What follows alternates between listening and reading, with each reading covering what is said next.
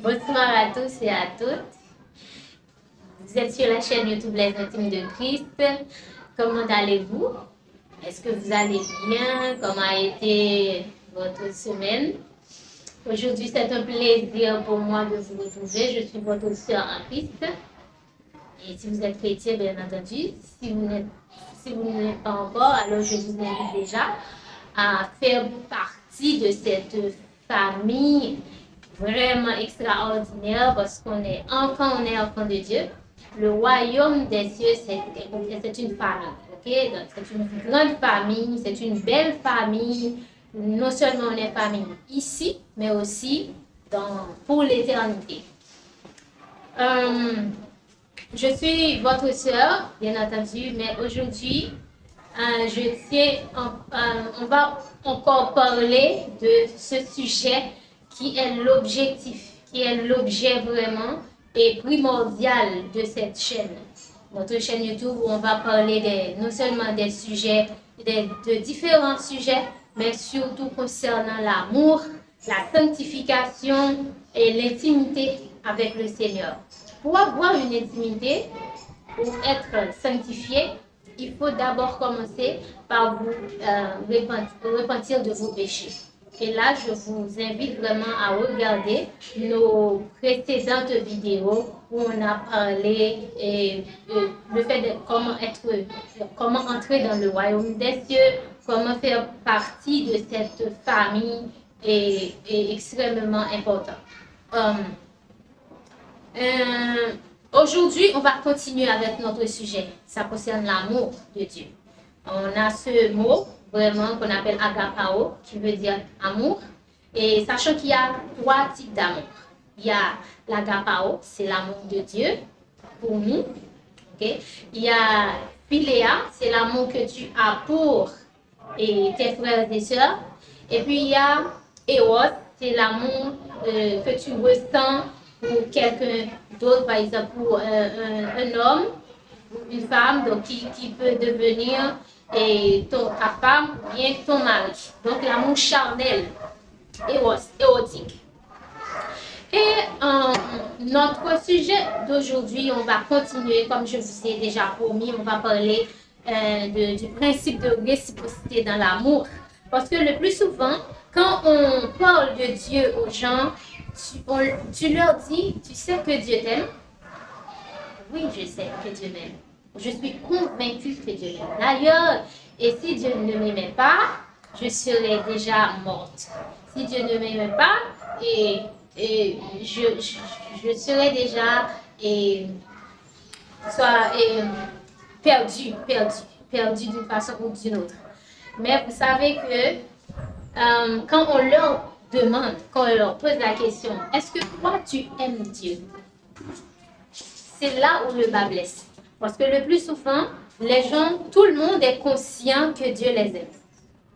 Tous. Ok, on est conscient que Dieu nous aime, mais quand il s'agit de est-ce que nous l'aimons, ça c'est un problème. Et aujourd'hui, je vais vous partager avec vous quelque chose que j'ai vécu avec un ami. Il m'écrit très souvent. Il m'écrit parfois. Mais quand il m'écrit, ça me monte toujours au cœur de lui parler de Dieu. Que Dieu l'aime, que Dieu a des projets pour lui. Vous savez, en tant que chrétien, et comme l'apôtre Paul l'aime dire, et que le moment est favorable pour nous, il faut parler de Dieu aux autres. Parce que on doit partager cet amour avec les autres. Puisqu'on sait que Dieu nous aime, on a l'amour de Dieu en nous, on doit faire connaître aux autres la parole de Dieu, l'évangile, la bonne nouvelle du salut. Donc, pendant qu'on parlait, il faisait déjà tard, j'allais me coucher, il m'écrivait.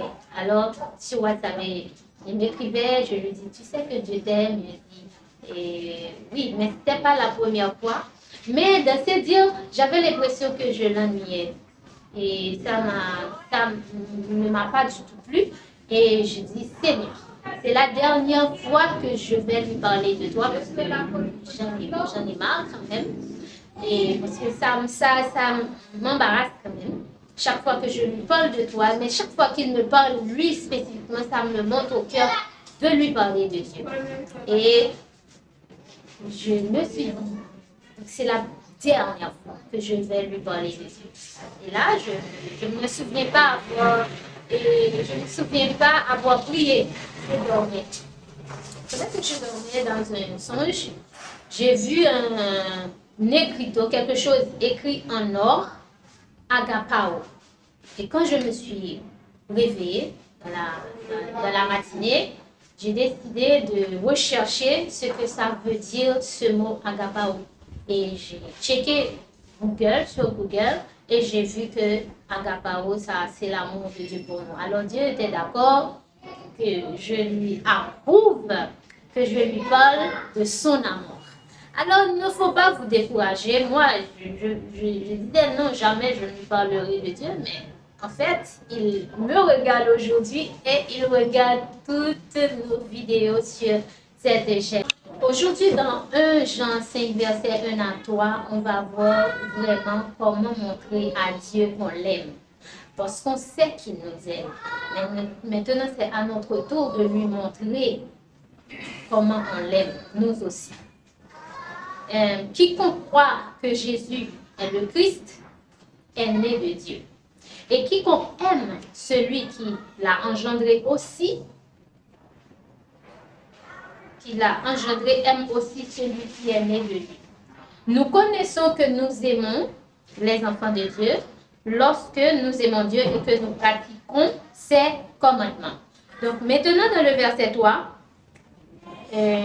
l'apôtre Jean va nous dire que car l'amour de Dieu consiste à garder ses commandements et ses commandements ne sont pas pénibles. Voilà en quoi consiste l'amour de Dieu. L'amour de Dieu, je ne sais pas à quoi tu t'attendais, mais l'amour de Dieu consiste à garder ses commandements. Et ces commandements ne sont pas pénibles. Pourquoi? Parce qu'on a le Saint-Esprit de Dieu. Le Saint-Esprit de Dieu nous donne l'amour. Et cet amour, on va le partager avec les autres, non seulement avec Dieu, mais aussi avec les autres. C'est pour cela qu'on va voir dans Matthieu 22, où les pharisiens ont commencé à poser des questions à Jésus. Il lui posa des questions. Et quel est le plus grand commandement? Parce qu'on sait dans Exode 20, on nous parle de versets 1 à 17, les 10 commandements. Donc les 10 commandements sont les principes, sont des règles que Dieu nous a données afin de lui montrer qu'on l'aime aussi, puisque Jésus est mort pour nous et par amour, car il a tant aimé le monde qu'il a donné son Fils unique dans 1 Jean 3, verset 16. Et comme nous-mêmes, on doit lui montrer cet amour, c'est en pratiquant, en respectant et en obéissant à ces commandements-là. Et on va voir que Jésus a répondu aux pharisiens, le plus grand commandement. Tu aimeras le Seigneur ton Dieu de tout ton cœur, de toute ton âme, de toute ta pensée. Et tu aimeras ton prochain comme toi-même. Donc voilà en quoi Jésus dit et dépend toutes les lois et tous les prophètes. Donc pour montrer à Dieu que tu l'aimes, tu dois obéir à ses commandements. Et on sait, et Jésus lui-même, il est assez super intelligent pour savoir que dans ces 2 commandements-là, on a tous les autres 10 commandements. Pourquoi? On va voir que 5 de ces 10 commandements concernent l'amour qu'on doit montrer à Dieu. Et puis les 5 autres, ça concerne l'amour face à ton prochain. On va voir. Par exemple, dans le premier commandement, Jésus et la parole de Dieu nous dit, tu aimeras le Seigneur ton Dieu. Tu n'auras pas d'autre Dieu devant sa face. Tu ne dois pas adorer les idoles. Tout ça, ça concerne l'amour qu'on doit montrer à Dieu. Okay? Tu ne dois pas fabriquer des images taillées pour les catholiques. Okay? Donc, les catholiques, vous vous trompez sur toute la ligne quand vous vous mettez à vous agenouiller devant des trucs fabriqués par les mains d'hommes pour l'adorer. Donc ça, vraiment, Dieu condamne ça, c'est l'idolâtrie. Dieu condamne l'idolâtrie. Dieu condamne ces choses et que vous-même vous fabriquez et vous les adorez. C'est pas bien. Donc tu dois avoir aucun autre Dieu que Jéhovah, que Yahweh. Amen. Dans le troisième commandement, la parole de Dieu nous dit, tu n'utiliseras pas le nom de l'Éternel, ton Dieu, à la légère, car l'Éternel ne laissera pas impuni celui qui utilisera son nom à la légère. Voilà. Moi, je conseille à tous les humoristes qui font des blagues d'éviter de citer le nom de Dieu là-dedans. Parce que ça, c'est blasphématoire. Ça, c'est du blasphème. Il ne faut pas prononcer le nom de Dieu à la légère dans toutes les circonstances que vous pouvez vous trouver. OK? Soit vous blaguez, soit vous mentez, ou bien vous faites autre chose. Ne citez pas le nom de Dieu là-dedans. Alors, il faut aussi, donc dans les quatre premiers commandements, il y a des contacts, des commandements qui ont à voir avec Dieu. Tu dois lui obéir. Parce que Dieu est un Dieu jaloux. Il ne faut pas que tu adores d'autres dieux devant sa face. Et puis, il faut te reposer. Ce repos, le jour du repos, il faut le respecter. Mais les autres, quand il dit honore ton père et ta mère, et tu ne commettras pas de meurtre, tu ne commettras pas d'adultère. Donc, si tu aimes ton prochain, tu ne vas pas lui prendre sa femme. Tu vas pas lui prendre et c'est bien. Tu ne vas pas convoiter ce qu'il a parce que tu l'aimes. Quand tu aimes quelqu'un, comme la parole de Dieu nous dit, tu dois aimer ton prochain comme toi-même. Est-ce que toi-même tu aurais aimé que quelqu'un prenne ta femme? Que quelqu'un vole tes affaires? Et c'est pire pour le meurtre, que tu tues quelqu'un. C'est pas bien. Et on doit retourner aux 10 commandements, à les pratiquer, à se souvenir. Tous les chrétiens, je ne sais pas si vous avez dit sous 20 ans dans l'évangile de Dieu, il faut retourner vraiment à pratiquer les 10 commandements. Peut-être que vous allez me dire, non, on n'est plus sous la loi, on est sous la grâce. Mais sachez que l'amour, et quand Jésus était sur la croix, il a dit, tout est accompli. L'accomplissement est dans l'amour. L'accomplissement est dans l'amour. Donc, les lois de Dieu, on doit les respecter, mais on va les respecter par amour pour Dieu. Parce que c'est ce moyen-là qu'on a pour lui montrer qu'on l'aime, on l'adore, on respecte ses commandements, on garde ses commandements. Et il faut dire qu'il y a des chrétiens, qu'il y a certains qui vont à l'église et qui passent 2 heures à adorer Dieu. Dieu aime l'adoration, à louer, c'est bien, mais ne faites pas de ce jour l'unique jour où vous pensez à Dieu. Il faut penser à Dieu tout le temps, comme il dit comme Jésus a dit. De toute ta pensée, tu dois avoir Dieu dans ta tête tout le temps, dans tes pensées. Parce que on dit que la nature a horreur du vide. Quand tu ne penses pas au bien, tu penses au mal. Ok? Donc, si tu as Dieu dans tes pensées, tu vas penser des choses positives. Tu vas pouvoir aimer les autres parce que tu as le Saint-Esprit en toi.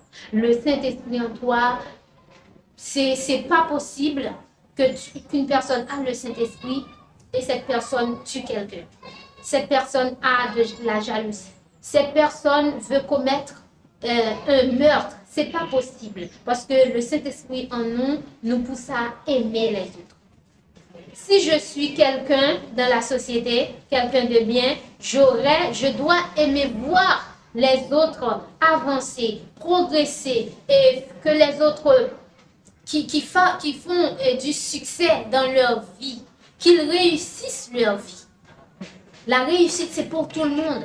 Toi-même, quand tu as réussi dans un domaine quelconque, tu dois être un modèle et montrer comment, témoigner comment tu es passé par là et montrer aux autres comment ils peuvent vraiment réussir comme toi-même tu as réussi.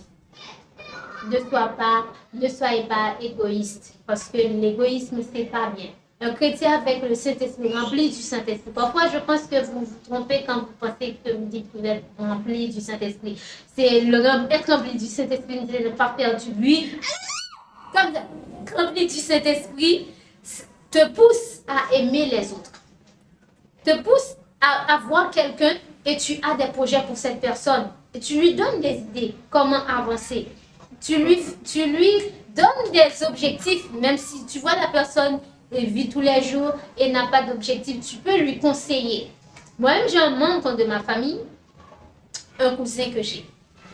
Il fréquentait, il faisait de très mauvaises fréquentations.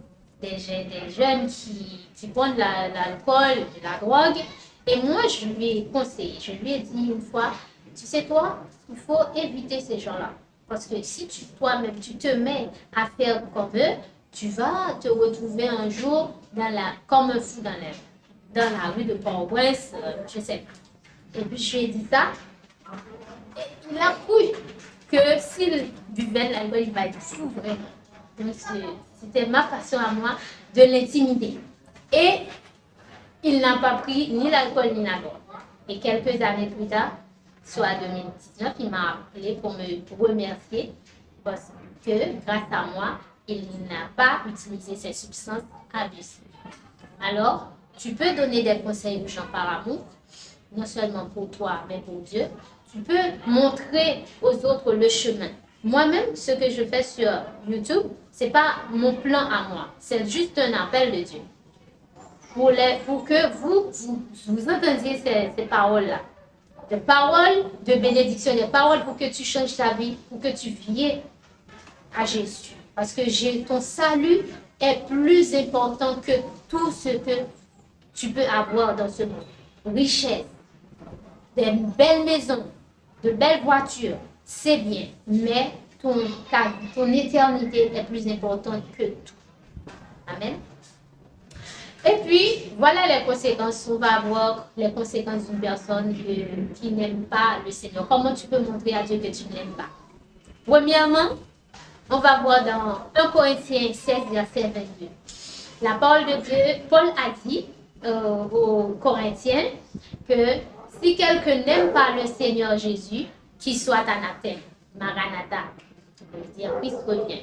Donc, si toi, tu n'aimes pas le Seigneur déjà, tu es anathème. Anathème, c'est une façon de dire maudit. Tu es maudit. Tu es excommunié. Donc, le fait, il y a certains qui croient tout simplement à Dieu. Ouais, je sais que Dieu existe.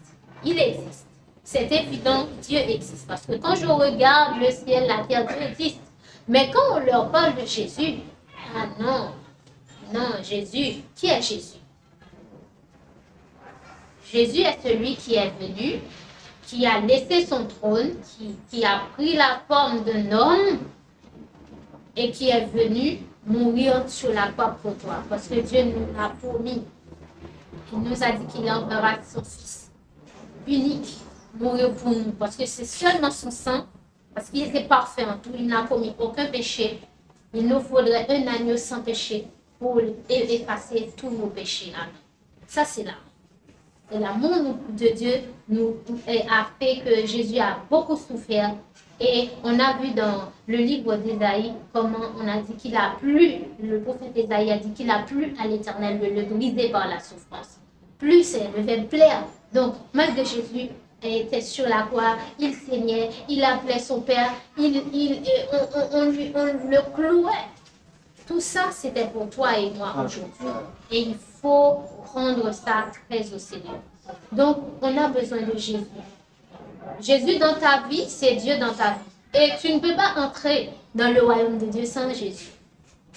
Amen. Il te faut Jésus aujourd'hui. Tu as besoin de Jésus maintenant. Je ne sais pas, on ne sait pas. Vous savez, et le monde maintenant est devenu un monde de surprises. Il y a la maladie, il y a toutes sortes d'accidents. Et tu ne sais pas. Tu vois ton heure aujourd'hui, mais tu ne sais pas dans quelques heures qu'est-ce qui va se passer. C'est pour cela que je te dis que aujourd'hui même, tu as besoin de Jésus. Bien-aimé dans le Seigneur, c'est ce que l'apôtre Paul nous dit l'apôtre Jean nous dit dans 1 Jean 4, versets 7 à 12. aimons-nous les uns les autres, car l'amour est de Dieu, et quiconque aime est de Dieu, est né de Dieu et connaît Dieu. Celui qui n'aime pas n'a pas connu Dieu, car Dieu est amour. Vous savez que dans la langue française, on traduit l'amour, tout aime. Tandis qu'il y a différents types d'amour, comme on a dit dans l'introduction. Il y a l'amour que tu as pour Dieu, l'amour que tu as pour ta femme, l'amour charnel, et puis il y a l'amour que tu as pour tes frères et sœurs filiales. Donc, mais tu peux avoir Eros et avoir Agapao aussi. Par exemple, tu aimes ton mari d'un amour non seulement charnel, mais aussi de Dieu. Si tu aimes ton mari de l'amour de Dieu, tu ne vas pas le tromper. Vous savez pourquoi il y a tant de divorces à travers le monde? C'est à cause de ça. Vous aimez la personne, mais vous ne voyez pas Dieu dans cette personne. Tu dois voir Dieu. Ça veut dire tu dois l'aimer de l'amour de Dieu. Ça veut dire tu vas pas l'aimer, le voir souffrir.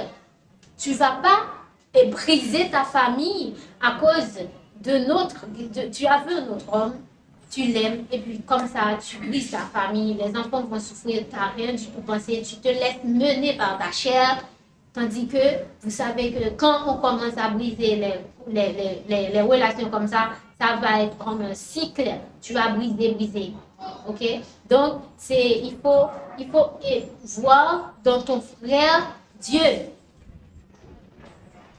Parce que Dieu nous aime. Il dit que, et je me souviens, il y a un verset de la Bible qui dit que Jésus a dit, j'étais en prison, j'étais malade. Il y a des choses, dans des circonstances douloureuses. J'étais en prison, vous ne m'avez pas visité. J'étais malade à l'hôpital couché, vous ne m'avez pas visité. Donc, tout ça, c'est pour vous dire que la parole de Dieu dans l'évangile, moi je peux dire que la Bible, c'est une bonne nouvelle d'amour, l'amour de Dieu envers nous. Et Dieu lui-même, puisqu'on a Dieu en nous, grâce à son Saint-Esprit, on va aimer les autres. Aimer ton mari de l'amour de Dieu. Parce que la parole de Dieu dit, Marie, aime ta femme. Et femme, soumettez-vous à vos maris. Et la parole de Dieu dit que l'homme doit aimer sa femme comme Christ a aimé l'Église et s'est donné pour elle. Waouh! Donc dans tes prières,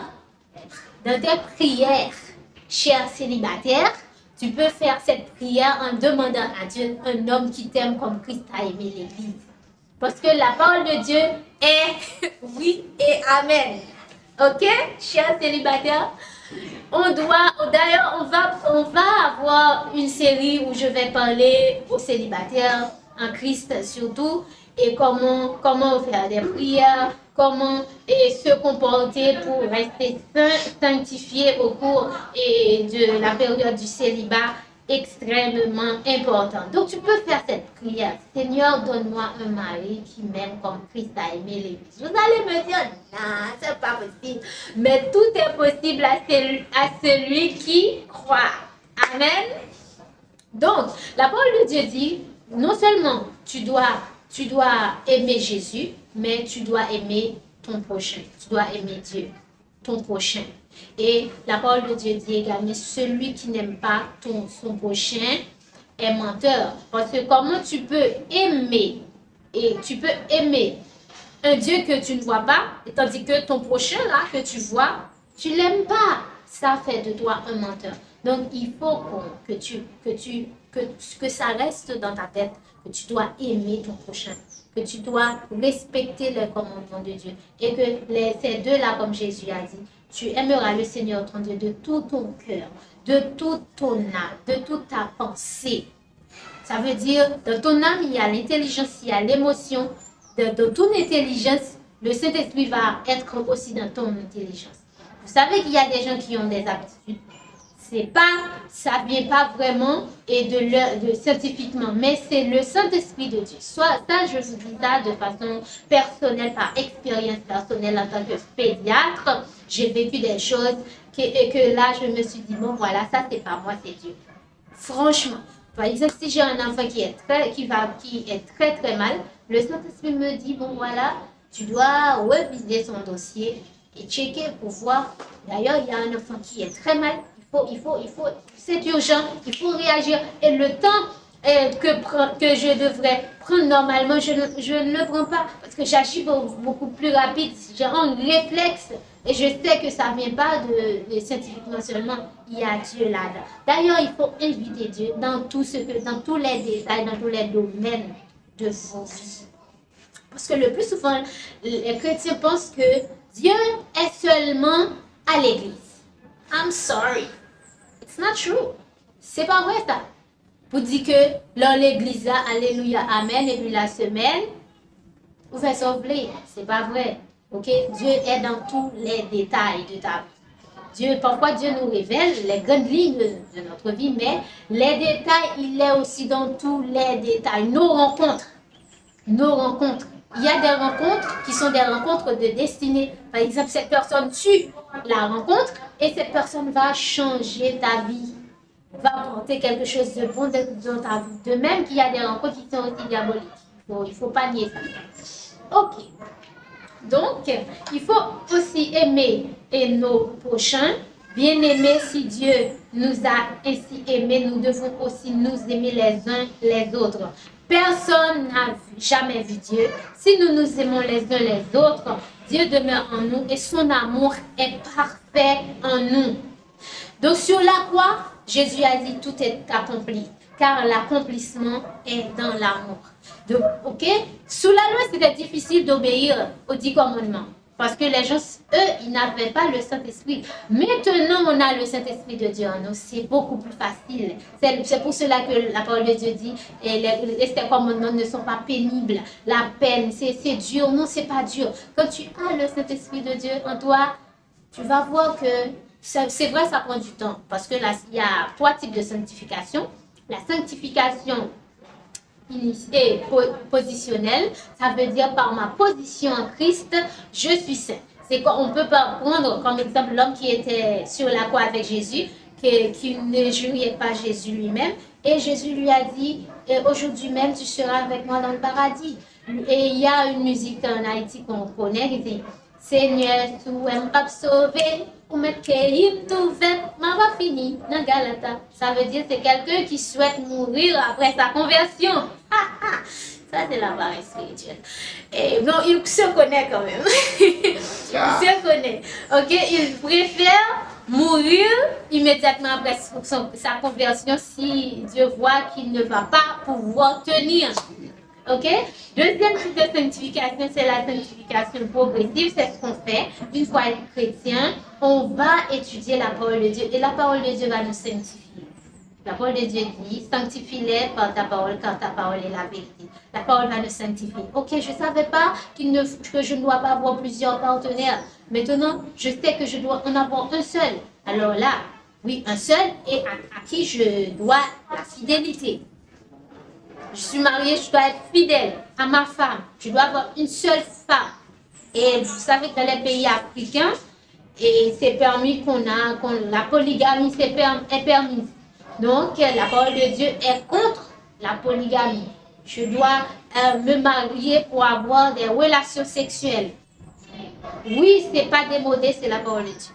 Donc, pour résumer, aujourd'hui, on a parlé de l'amour, comment montrer à Dieu qu'on l'aime, parce que Dieu nous demande d'aimer, de respecter, de garder ses commandements. On doit montrer à Dieu qu'on l'aime, c'est en obéissant, en gardant, en respectant ses commandements. Et ces commandements ne sont pas pénibles, c'est la parole de Dieu.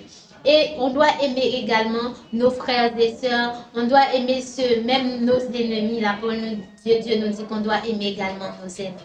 Et vous savez qu'il y a un secret dans le pardon. Et moi-même, j'ai vécu le pardon. Et on parlera du pardon, bien entendu. Mais il faut aimer Dieu, aimer ses prochains, aimer tout le monde. peu importe sa couleur et sa foi. L'amour, c'est la base. Dans le Colossiens 3, la parole de Dieu nous dit que l'amour est le lien de perfection. Alors, perfectionnez-vous avec l'amour de Dieu. Aimez Dieu et aimez également ton prochain. Alors, sur ce, je vous dis à la prochaine pour une nouvelle vidéo.